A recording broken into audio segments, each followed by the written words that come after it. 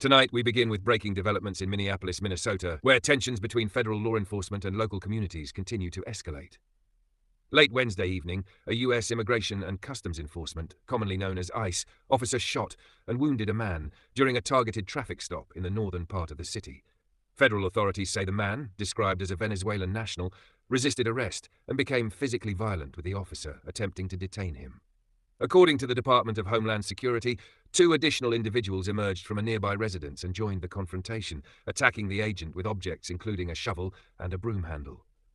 In response, the federal officer fired a defensive shot, striking the man in the leg. Both the wounded individual and the ICE agent were taken to a local hospital. The man's injury has been reported as non-life-threatening, and he is expected to recover. This incident occurred against a backdrop of heightened federal immigration enforcement in the Minneapolis-St. Paul metropolitan area. Authorities have deployed thousands of officers as part of a broader operation that has already drawn national attention and sparked widespread debate. The latest shooting comes just days after a separate and highly controversial event in the city when a federal immigration agent fatally shot a 37-year-old woman during an enforcement action earlier this month.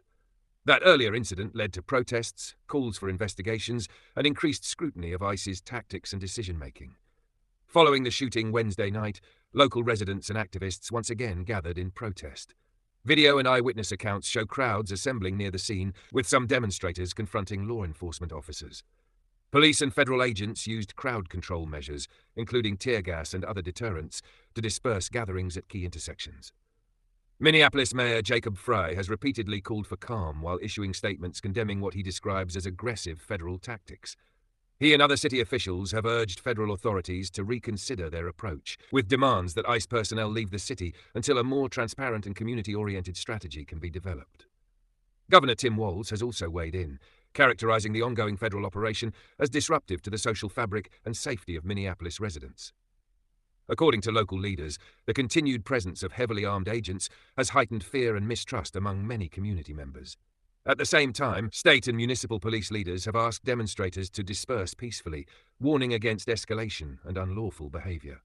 Police Chief Brian O'Hara emphasized that while the right to protest is protected, violence or obstruction of law enforcement duties will not be tolerated. National political figures have also entered the conversation.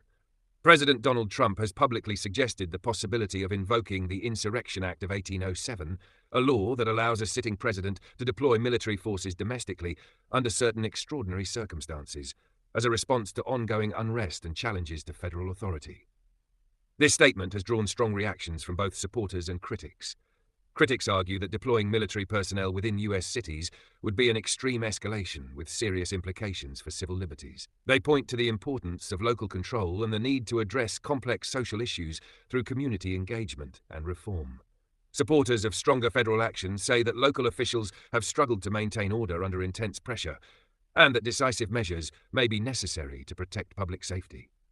Community groups and immigrant rights advocates have also voiced their opposition to the ongoing federal operation. Many argue that aggressive immigration enforcement tactics fuel fear, division, and distrust.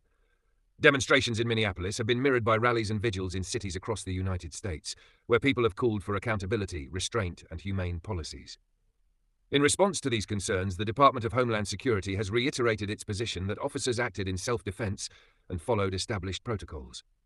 The agency has stated that its enforcement efforts are aimed at upholding U.S. immigration law while protecting border security and public safety. As this situation continues to unfold, residents in Minneapolis face uncertainty about what comes next. Schools in parts of the metropolitan area have adjusted schedules or shifted to remote learning due to safety concerns. Public officials, community leaders, and federal authorities remain in active discussions about how to balance law enforcement, public order, and the civil rights of all residents. For now, the city is watching closely as leaders on all sides navigate one of the most contentious enforcement operations in recent U.S. history.